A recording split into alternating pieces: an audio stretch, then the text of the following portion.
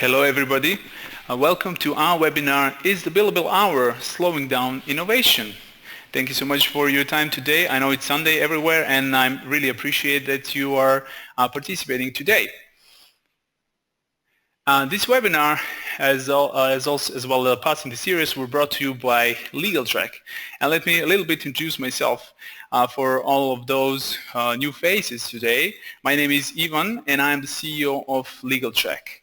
I can see quite a few familiar faces from previous webinars, but for those of you that are new with us today, LegalTrek is a leading legal billing solution that is very much pondering on which way law firms can innovate their legal services so they can remain competitive with the alternative legal services providers. And today we are joined by this amazing panel. Today on the line we have John Chisholm, who comes straight out from Australia, but not today. Today John is in UK. Casey Flaherty, who is dialing in from Texas today, and Jonathan Tobin dialing in from LA. I'm going to ask our panelists to briefly introduce themselves and their work, and we can start right now with John Chisholm. Hi John, how are you today? Good, thank you, Ivan. Hello everyone. Well, I'm no longer a practicing lawyer. I'm a recovering lawyer. I was previously a partner and managing partner, chief executive of Australian law firms for some 25 years, but for the last 10 years I've run my own consulting practice, which is mainly back to law firms centred around strategy, structure and pricing, particularly value-based pricing or timeless pricing. Thank you, John. Thank you so much. Casey, how are you doing today? I'm doing pretty well. A little warm here in Texas, but that's to be expected. I'm a semi-recovering lawyer. Every now and then I find something where I do need to dust off my license, but I'm a former big law attorney here in the States who moved in-house at Kia Motors America, and then I subsequently started my own legal technology company where I also do consulting. I primarily consult with large in-house law departments, but sometimes with their firms, because a lot of my focus is on process improvement at the mesh point between clients and firms. Great, thank you so much, Casey. Jonathan, how are you doing today? How is it in LA? Doing well. It's looking pretty warm. Yeah, everything's great here. And my name is Jonathan Tobin. I'm an intellectual property attorney. I work for a law firm called Counsel for Creators, LLP. I do primarily transactional IP work, so trademarks, copyrights, licensing. I'm also involved in a lot of legal technology issues. I have a background in technology, so I'm always interested in how technology can improve the practice of law. Thank you so much, Jonathan. This sounds all great. So without further ado, let's just continue with the topic of our webinar today. The topic being, is the billable hour slowing down innovation? But before we actually start and immerse ourselves, let's just all of us agree on one, let's call it an axiom in this case, that innovation is generally important. Likewise in the general business, life, and by extension in the law practice industry as well. And I don't believe I need to prove my point any further, but just to illustrate it, I'm going to ask all of you in the audience now, imagine doing your work that you're currently doing without two pieces of technology that we today take for granted so much. One would be a word processor, so imagine that you're actually not using any word processor, but rather you're using a typewriter, so this is one. And second, just imagine that you don't have access to any kind of email or digital messaging technology and that you actually have to mail everything by snail mail or via courier. That being said, I believe that it's very clear why and how innovation helps in general business. So with that being said, we can move on to our next point.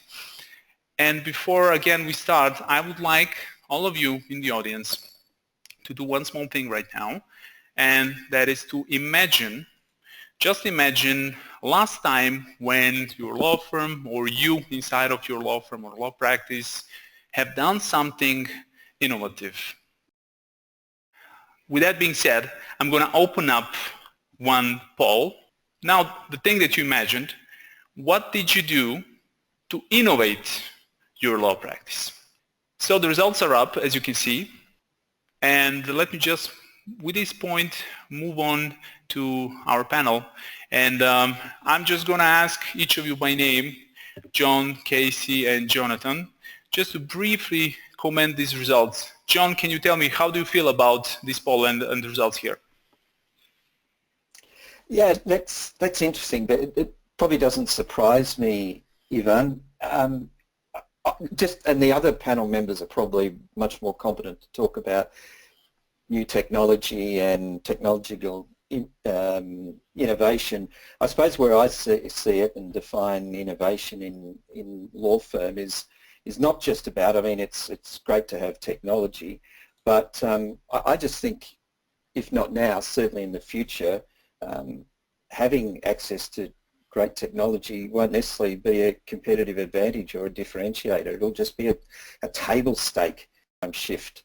And I noticed that no one said they've come up with new fee arrangements or new pricing models, which I think is fascinating. Mm-hmm. Okay, great. Sounds interesting. Casey, how would you actually comment on this, the poll? Well, it doesn't surprise me at all, although I, as a huge proponent of technology, am very, very skeptical when people refer to introducing new technology as an innovation, because it's one thing to purchase the technology, it's another thing to use it, and it's yet another to use it well. And I spend a lot of my time focusing on technology we already have and how poorly we use it. We tend to fall into the exact same patterns. No matter what the technology can do, we use it the way we do things the way we've done them before. And innovation is about doing things differently. Innovation is different than invention. Innovation is a discipline. It's application. And we have this very bad habit of saying, well, I'll just buy some technology and that's going to be innovation. For me, technology can support process improvement, but it really is about support rather than as a substitute. Thank you, Casey. Jonathan, how do you feel about the poll results?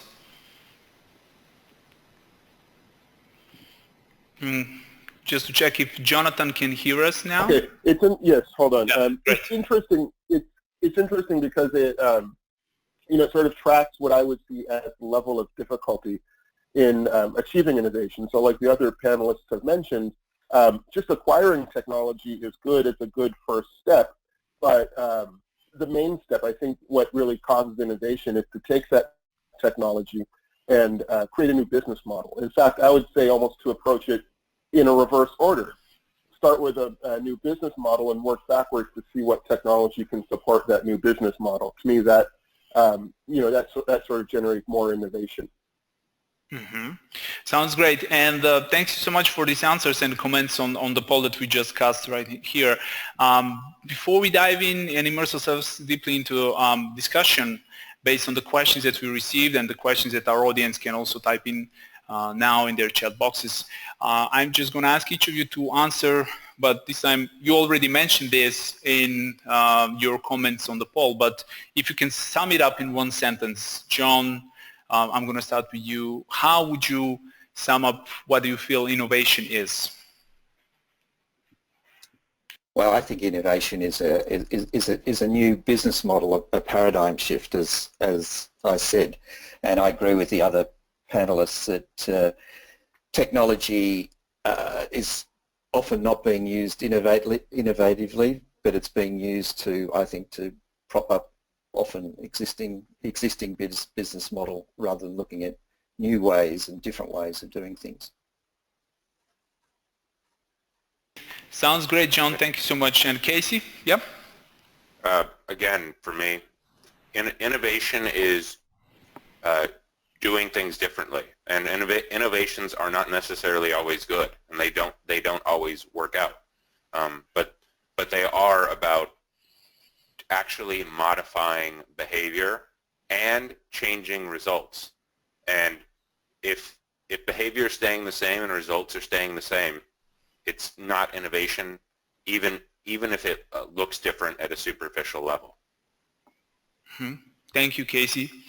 Jonathan, can you hear us now, and how do you see innovation in a sentence? Yeah, so innovation, it would simply be providing more options for clients. You have hourly models, you have fixed rate models, and I think good in the legal sector is to come up with new business models, new ways of serving clients, old clients, but also ways of serving new clients who might not have been served by the older models. Great. Thank you so much. And with that being said, I would like to start with the questions that we have received so far in advance of this webinar. And I can see some of the people that have been asking these questions actually live right now with us. So I hope the panel is going to meet your expectations. But I'm also using this opportunity to invite everybody that just drop new questions as we come along, because I'm sure lots of more questions are going to remain open. So I'm going to start with John Chisholm. And John, this question was posed by Yanis from Greece. The question is, in response to our webinar title, I guess, why should the billable hour actually slow down innovation rather than the other way around? Why shouldn't it step up the innovation? Good question. Why should it? I don't know the real answer, except that the billable hour, there is absolutely no incentive, or not a lot of incentive, for law firms to be innovative under the strict billable hour model. And I know in the law firms I used to run, often we were financially rewarded for some inbuilt inefficiencies. In short, the longer it takes us to perform a task, the more we got paid under the billable hour model. So it's really hard to change that mindset. Thank you, John. And Casey, we are going to continue with the next question. This one was posed by Nikki from Netherlands, and the question is the billable hour slowing down the innovation, or is it actually just the model of the industry, or rather the greediness and the money-drivenness of the industry? How do you feel about that, Casey? Well, I'm not actually familiar with an industry that isn't greedy, so I'd rather look at structure than at personal motivations. It's how are you building the incentives, and I absolutely think that the billable hour dampens the incentives to innovate, to change, to do things differently, to deliver services a different way. That said, I don't think it's the sole culprit. I don't think it is the one source of evil in the world. And for that particular hypothesis, I'd look no further than in-house departments, pro bono organizations, plaintiffs' lawyers who work on contingencies. I've been inside all of them, and they suffer from many of the same pathologies as large law firms that are wedded to the billable hour. And this is despite the fact that none of them work on the billable hour, and that's because we have cultural issues.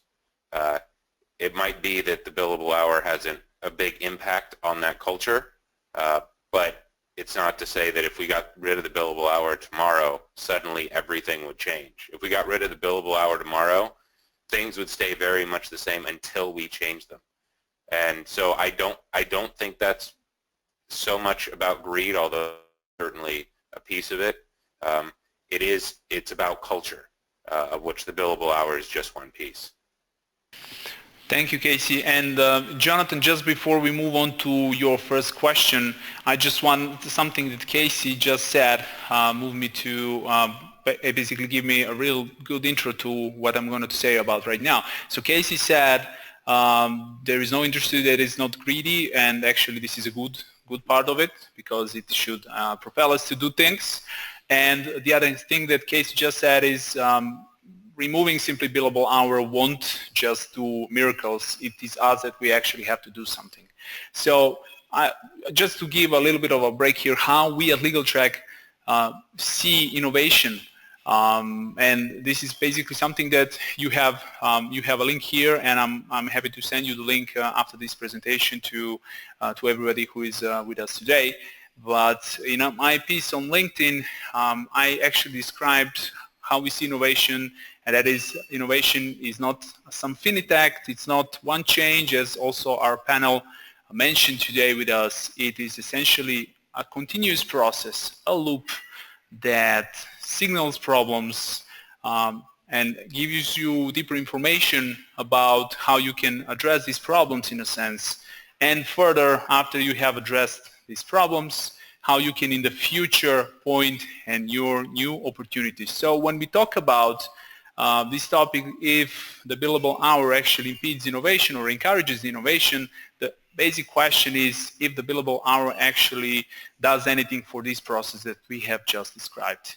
So I'm going to come back to you now, Jonathan, and to ask you, basically, the question for you is, do you, Jonathan, agree that the billable hour is actually great because it creates transparency and may lead to efficient use of resources? Now, Jonathan, how do you feel about this one? Well, I think that the billable hour is one business model, one sort of approach any law firm can take. And those benefits that you mentioned do exist. One of the things that I've noticed is if you're billing hourly, you can put a note to your client what all the time went towards, what you did during that time, and sometimes that does increase transparency. That said, the billable hour is not always appropriate, and then as we'll probably get into later, there are times when flat fee is the answer, and there's times when a completely different model is the answer. But so I think that as law firm owners or as lawyers, one needs to just look at which model is going to be the best for each particular client or each particular job. Mm-hmm. Thanks. Thank you, Jonathan.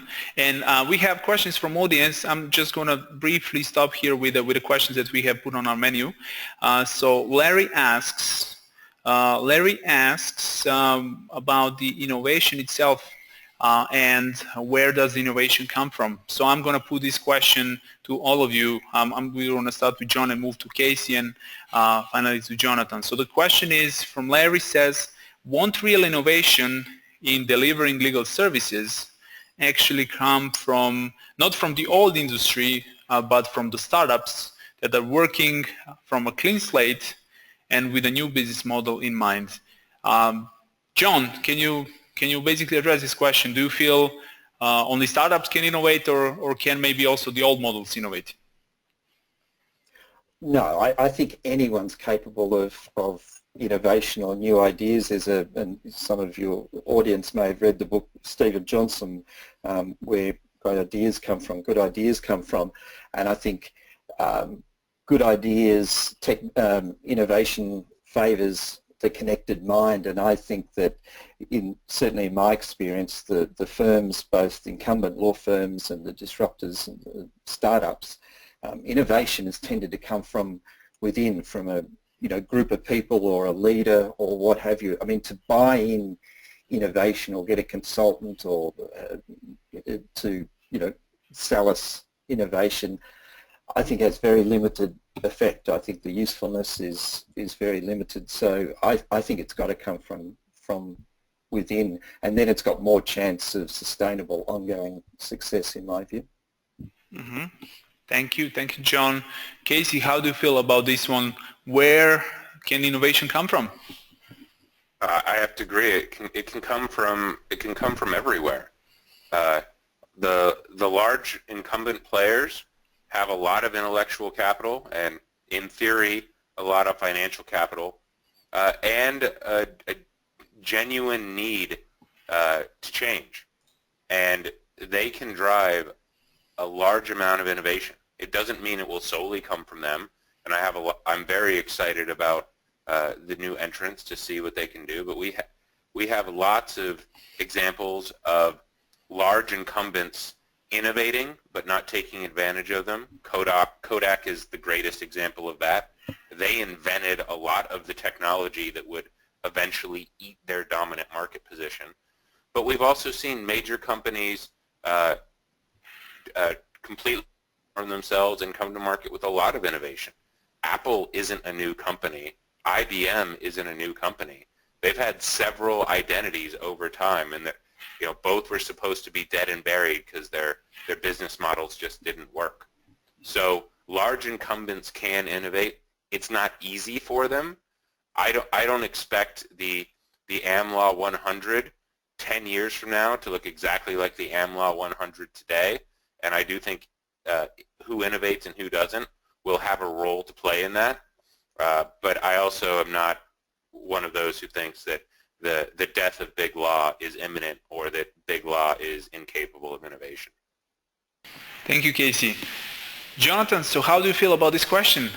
Who can innovate and who cannot? I think it's what's exciting these days is that anybody can innovate. I think that innovation, as John had pointed out earlier, it's somewhat of a dialogue. It's more that you have different businesses talking with one another, working with one another. So you can have innovation coming from big law firms. You can have innovation coming from startups or from small law firms. I think that a lot of people tend to put the discussion in sort of either-or terms. On one side, you have startups who are innovating, and on the other, you have law firms who are resisting innovation. And I think that sort of setup is really problematic for a lot of reasons because it doesn't take into account the fact that you can have law firms that behave as startups, and you can also have startups that simply just bolster old traditional practices. So I think that it is largely a conversation between anybody who's involved in the industry, and I think that's the key, is communication between all the parties involved. Thank you, Jonathan. This sounds great. So we received a few more questions from the audience at the moment, but let me just go on with the agenda, and then we're going to come back to the questions. So, John, essentially, this is an interesting question because I think I also saw the answer to this question in one of your written work that can be found online. But the question is, the only thing, well, rather it starts with a comment. The only thing that is slowing down innovation is the client, since essentially they do get and pay what they ask for. Do you agree with this, John? No, look, I think any business would be silly to not be aware of what their customers want. Certainly, asking your customers, but not all customers know what they really want. I don't see why we should leave it as a profession, as a private profession, why it should be left to clients to seek or not seek out innovation from their law firm. They have their own businesses to run, their own innovations to worry about. My law firm should be so innovative in its offering and its pricing structures. I just can't help but use them. I never asked Steve Jobs to be innovative and to design me an iPad or an iPhone. I had no idea what they were. But Apple put something on the market so innovative that I and millions of others simply couldn't resist it. So I think I think it's a bit of a furphy and a cop-out to say that it's clients that's slowing down innovation. I really do. Thank you, John, and I really like how you connected this this question to Steve Jobs, because I believe it was him that once said, "It is not clients' business to know what they want." So I think his quote can easily be applied in this question as well. So let me just see what is the next question for Casey. This question involves AI solutions. I guess we are getting pretty hyped up about AI solutions in the legal industry. So the question is, do you, Casey, agree that eventual adoption of AI, meaning artificial intelligence solutions, will actually phase out the billable hour as the dominant fee arrangement model? Well, eventually is a really long time, and I know you said AI, and by that you mean artificial intelligence solutions, but that is still an extremely nebulous term. It applies to a lot of things, and it applies to almost nothing, depending on who you're talking to. in the near term, I see most of the tools that are labeled as AI as being largely supportive of the traditional model. As time progresses, I do think that they will change the business model. Whether that means we get completely rid of the billable hour, I don't know. I mean, I can imagine a scenario where we have fewer high-level lawyers overall. We have managed service providers that are that have AI at the core of what they do, and that we're still paying the high-level lawyers billable hours in instances where we have a hard time scoping the project. That means the billable hour for total legal spend is no longer dominant, but it still exists. It's still important. I can, depending on what it is you mean by AI, I can envision almost any scenario. Some where the billable hour is still prevalent, others where it's gone completely. I mean, if you want to go all the way down the road with our friend Richard Susskind, yes, the billable hour will be gone because lawyers will be gone. But even he says that he's talking about decades and decades in the future. Great, thank you, Casey. Jonathan, here's a question for you from Mladen from Croatia. I believe you do know him. And he asked, is there any value in billable hour model? And if yes, which is it? Yeah, I mean, as far as any value, and yes, I do know Mladen, hello. The value is there are projects where you can't predict how long something will take or how many lawyers you'll need to work on it. You can give an estimate, but I think the value is that there can be flexibility in what the client gets. So if I contrast the work that I do on a billable hour basis versus that on a flat fee basis, with the flat fee work, the what our firm provides tends to be more well defined. So this much time of consultation, these are the exact tasks we're doing.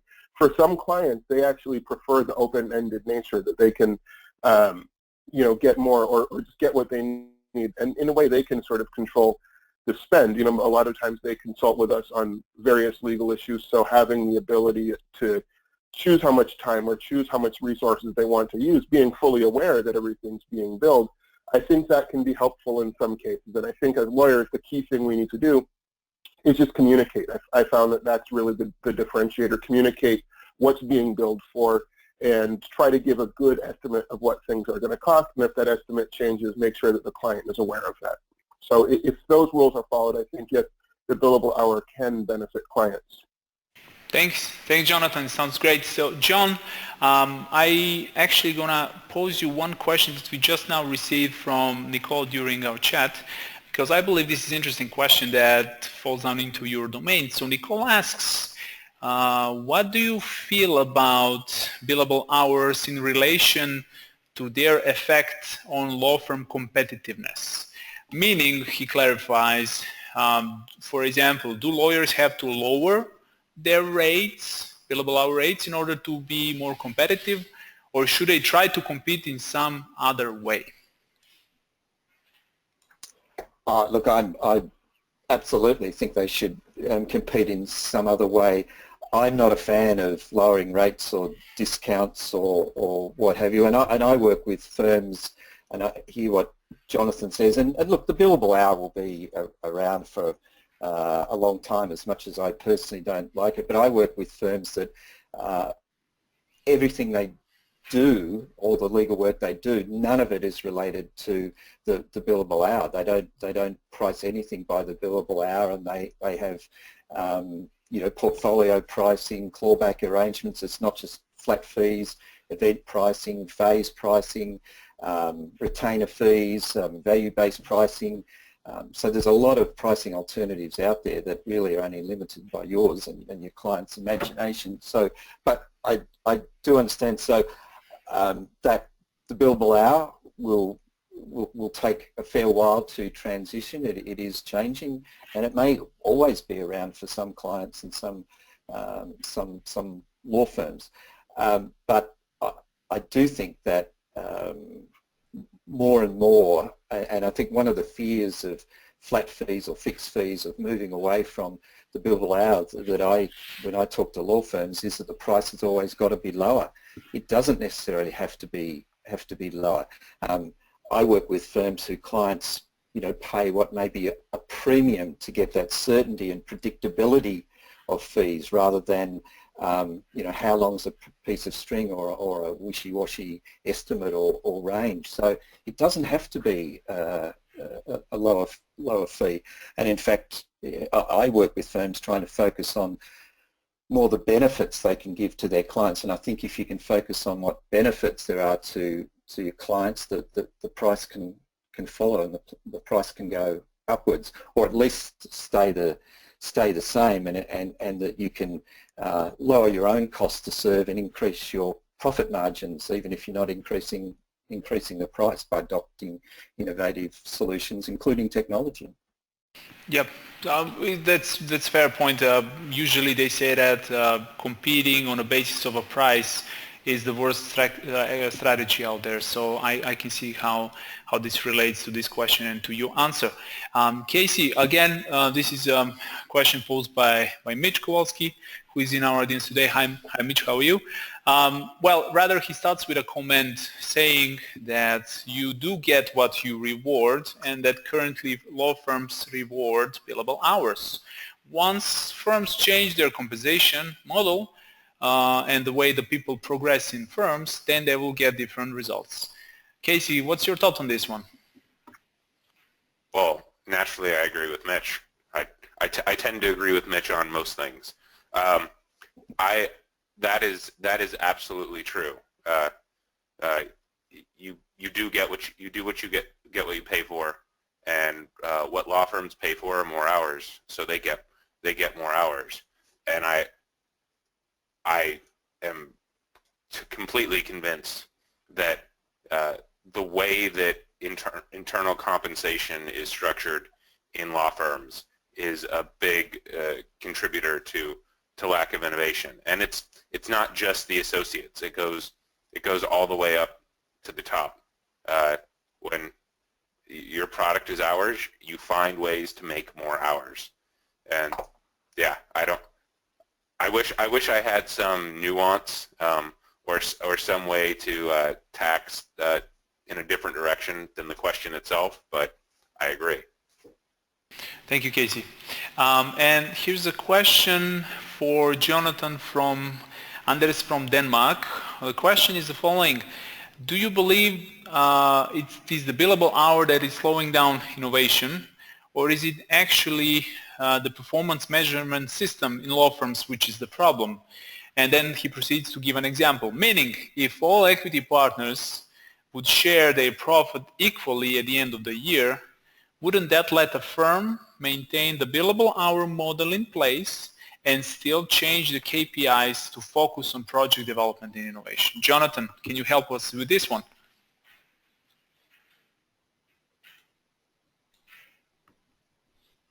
Jonathan?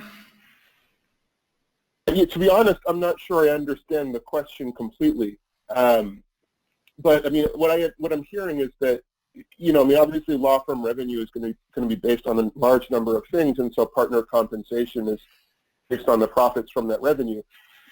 So whether it's hours or another innovation, I think that the source, I think most partners would be neutral to what the source is, and so if there's something that can produce more profit, maybe with less resources used, that would be favored. And like I said, I'm sorry, I'm not sure I fully understand the question, but I think that's my sort of response to what I do understand. Mm-hmm. Yeah, I agree. I agree that I was also feeling that the question can be understood from one and or the other angle. But let's just assume that the question was about, or maybe Anders wants to clarify in his comments because I see he's with us right now. But John, because I feel this is really interesting question. How do you feel that the compensation structure or the profit sharing structure in a law firm, does it influence the pricing model at all? Oh, absolutely. I agree with what the other panelists said. It's and one of the biggest obstacles I see in the pricing I do with firms and their clients is not so much the clients, it's the internal measurement and reward structure. And you're right, if you measure time, guess what? You'll get time. So that does have to change. And even the firms that have made the change to value-based or non-time-based pricing, they've found without changing their measurement and reward structure, it's extremely difficult. So you do have to do, absolutely, you have to do that internally. Mm-hmm. Okay, sounds great. Thank you so much for this one. Casey, how do you feel about the same question? Well, I feel like I already answered it in that I think compensation does drive behavior. Mm-hmm. If hours your product, you're going to find ways to make more of them. Getting back to the longer question about KPIs and project management, it's hard, but it's not impossible. It is, however, an enormous cultural shift for most lawyers. And so we've talked, greed has come up quite a bit, but it's also about comfort. It's familiarity. A lot of lawyers are high-status experts. It's doubly hard for them to leave their comfort zone. No one likes to leave their comfort zone, but people who are supposed to know what they're doing and always look like they know what they're doing, to get into something that's unfamiliar to them is extremely hard and threatening. And so we talked a lot about monetary incentives, and monetary incentives do matter. But we should also think about cultural incentives, status incentives, what people are comfortable with, what they're familiar with, and how that affects their attitudes towards change. Thank you, Casey. Thank you so much. So let's just see, let's move on with the questions that we have collected in the meanwhile. So the question for Jonathan is, assuming that a law firm has adopted some piece of technology that helps in shortening the service time, the turnaround time, the delivery time, is it then advisable for such a law firm to charge by the hour if already they have streamlined their legal service delivery? Jonathan, how do you feel about this one? Well, I think it's going to depend upon the project. Often what I found in my own practice is the things that I can streamline are the things that are relatively, I guess, bounded projects. So something like registering a trademark or a copyright, there's a clear boundary on what needs to be done. And so, even though I feel that I've streamlined the process there, I don't see any reason to do that hourly. Those are something I would do flat fees, and vice versa. I might stick with hourly on something unbounded, even if I've streamlined the process, because my thinking is the client is going to be happy that I was able to do the project more quickly and make it cheaper for them, and then I find that those become my repeat clients.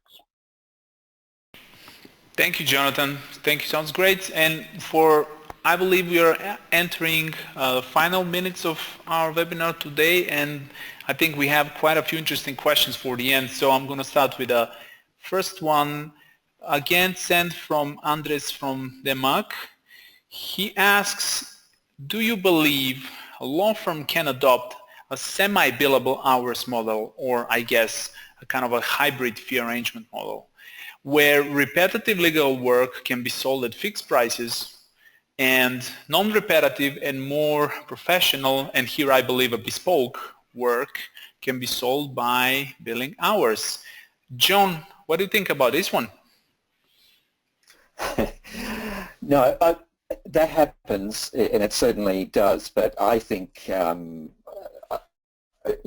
I said, I work with firms that do all their work by non-time-based billing, and I think the true value capture, and it's interesting, the 10 years or so that I've been involved with this, most of the pricing mistakes that I see that law firms make are not about overpricing, it's about underpricing. They're leaving value on the table so much. Now, we play this under and overs game that we probably with an hourly rate that runs across everything we do, and there's some menial commoditized, I don't like the word, but commoditized work where we probably charge too much, and yet there are so many instances where, billing by the hour, lawyers couldn't lie enough on their timesheet to capture the value they're giving to some of their clients. So, I think you could capture some of the other by menu-based prices. That's the sort of lower value, if you like, work by menu prices or fixed fees or that sort of stuff. But with the high level, you don't have to revert back to hourly rates, in my view. You can have phase pricing, as I said, event pricing, a whole range of other arrangements that are not based on time. And I know one of the fears, of course, expect the unexpected. We can't predict the future. We don't know what exactly is going to happen. But good businesses, like good lawyers, we can scope the work. We can generally scope the work, and if something's out of scope, we can rescope it, agree with our clients on a rescope, and then reprice it if we have to. But we don't have to, and many of these firms don't default back to hourly rates because something appears to be more complex or than what it normally is or what was anticipated. Thank you, John. And you mentioned one interesting point right now, that is event fees or stage pricing. And there was one question that we got. I didn't include it in the original set, but I think it ties in pretty well to what you just said. So there was a question. I feel that many law firms from Benelux and Europe right now want to move away from the billable hour model, but they ask essentially, how do you actually account for an unexpected events? Let's imagine you have fixed fee model and then some unexpected or out of scope work come about. So Casey, how do you feel this can be handled by law firms? By having relationships with their clients. I think a lot of work that on some kind of customized fee arrangement sits best in a long-term relationship with a client, and in certain instances things are going to take a lot less than expected. Sometimes they're going to take more, but it will even out over time.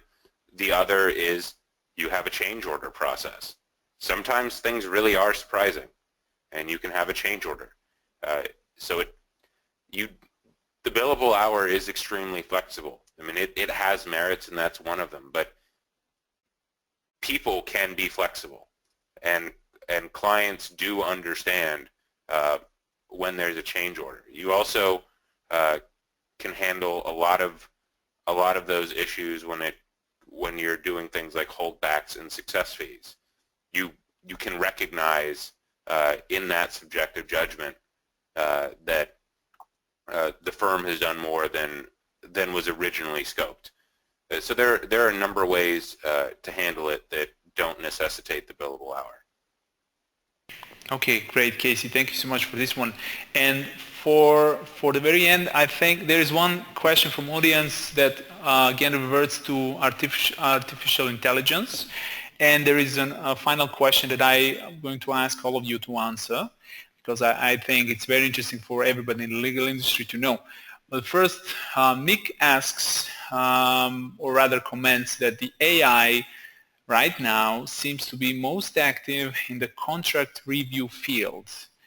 Do you know any other areas? So we can start with you, Jonathan, and then we can ask also John and Casey to comment here. Jonathan? Yeah, so I mean, that observation is perhaps correct about AI being used in the contract review fields, because then, there you have a really good set of data to work with to train the AI, and, a really good thing to evaluate.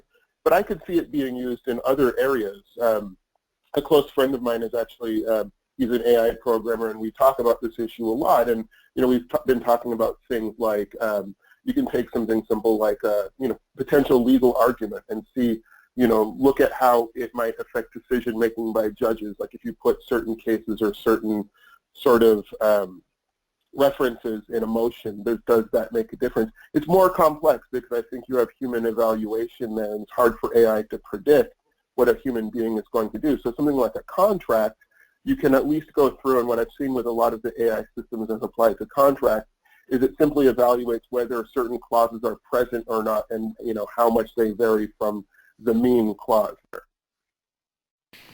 Thank you, Jonathan. John, are you aware of AI in any other areas rather than contract review? Yeah, I'm probably not as familiar as Casey or Jonathan with those, but I just have this feeling if we were doing this webinar in 5 years' time, we will look back and I think we will be pretty amazed how it's moved, how AI, predictive coding, and technology has moved on from contract review to much higher up the value scale. I don't know in what or what the time span, but I just suspect it will be sooner rather than later, and that's going to be over the next, the immediate, the short-term future rather than the longer term. Not in everything, of course, but I think it will just move further and further up the value chain, the use of what we can do with technology. Thank you, John. And Casey, how do you feel about this question? Again, I think it depends on how exactly you're defining AI, but let me strongly recommend Michael Mills wrote Artificial Intelligence in Law, The State of Play 2016, and he runs through a large number of examples outside of the contract space. Off the top of my head, Ross for legal research, which leverages IBM Watson. Thomson Reuters is also using IBM Watson. It's not released yet, but on a regulatory data mapping project. Thomson Reuters is also working with the Ackerman Data Law Center on an expert system based on NeoToLogic that does data privacy. Electronic Discovery has been using AI-like systems for years now with predictive coding, technology-assisted review, Lex Machina, Premonition, other companies that look at litigation outcomes. Probably the one that has the most open record would be the algorithm that my friend Dan Katz uses on Fantasy SCOTUS to predict outcomes of Supreme Court cases, and he has his own company, Lex Predict. I mentioned NeoToLogic. They're embedded at a lot of law firms. Ron Friedman keeps an entire list of law firms that have productized particular services, and many of them are based on NeoToLogic, and it can be anywhere. It can be disclosure dragon. It can be about getting your documents in order. It can be answering questions about risk or regulations. Littler has an entire HR library of products. I remember Foley was doing things, Calwalder. In fact, I can't look it up. Ron has an extremely long list. So yes is the long short answer. I just wrote a piece on the algorithmic review of invoices using algorithms to look at legal invoices, and you can do that before they go out or after they go out, and then you can use analytics to determine fixed fees, etc. So it's everywhere. And earlier I wasn't being skeptical about AI. My skepticism is more about kind of the popular conception of AI as HAL or Skynet, some self-aware, sentient, anthropomorphic, general artificial intelligence. We don't have. But there are lots of things from expert systems to machine learning to natural language processing that gets referred to as AI that is in use in a lot of tools throughout every industry, including legal. Well, that certainly sounds like an impressive roster of AI and a great perspective for artificial intelligence in the near future. So with this remark, let's just go to the final question, and I'm going to ask you, Jonathan, first. with or without the AI, that isn't the question right now, but let's assume that, and this question was posed by Stephen from UK, let's just assume that a billable hour is entirely phased out eventually. How do you feel, Jonathan, what should law firms do to prepare for the transition? Well, I think if we were in a world where, for whatever reason, billable hour was phased out, I think just looking at the pricing models that replace it and seeing, what works for the firm, understanding how those models work, understanding when they're appropriate for each particular job would be the answer. So for me, it's, question one is what would happen if the billable hour didn't exist, and question two is, okay, what replaces it and why? So I think it's almost like a two-part question, and I think the answer to part two, there are a lot of different answers depending on what kind of legal practice is involved. Okay, thank you, Jonathan. John, so how do you feel, what should law firms do to prepare for transition? Look, I think, as many firms are doing now, they just have to experiment with different pricing models and understand we'll make pricing mistakes. We make them all the time, and under the billable hour model, and unless you have no write-offs or unless you can be assured you're recording everything on your timesheets, we make pricing mistakes all the time.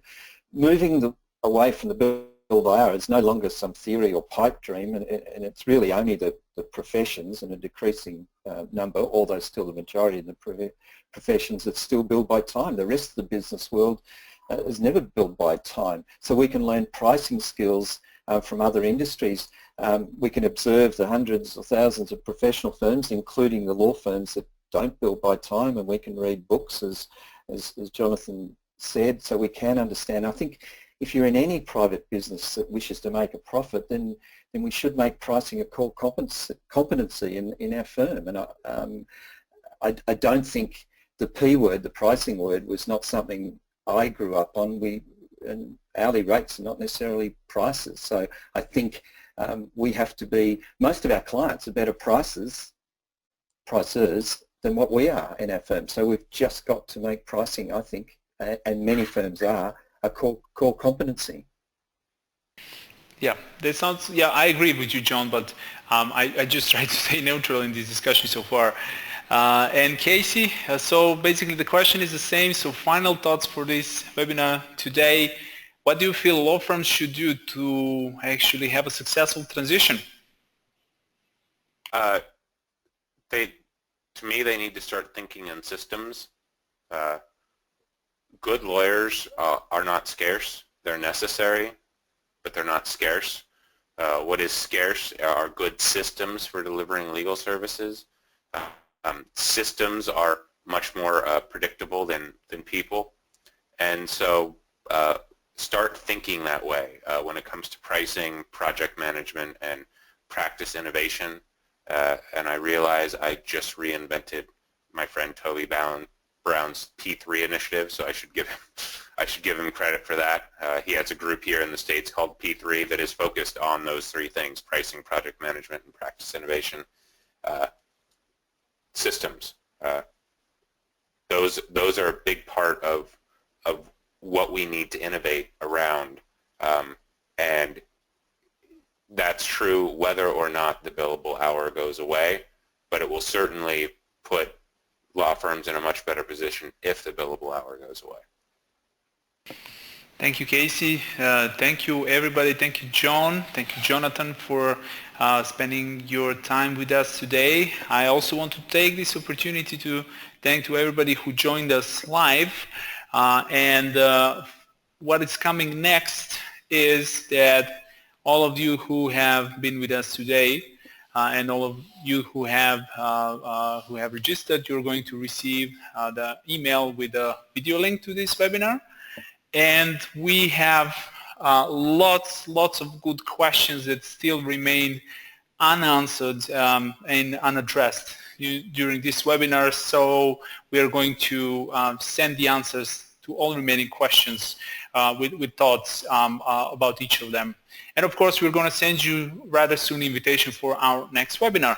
Now, Today with us, we had John Chisholm, Casey Flaherty, and Jonathan Tobin, and here also you're going to have the slides available. There are links to their websites so you can get in touch and say hi and continue the discussion online or offline. And of course, for everybody else who would like to get in touch with LegalTrek, there is a link included here so you can say hello, and we'll be happy to get in touch and get to know you better and show what we can do to help your business. John, Casey, Jonathan, thank you so much for your time today. Have a lovely rest of the Sunday, and looking forward to talk soon in some other occasion. Bye-bye.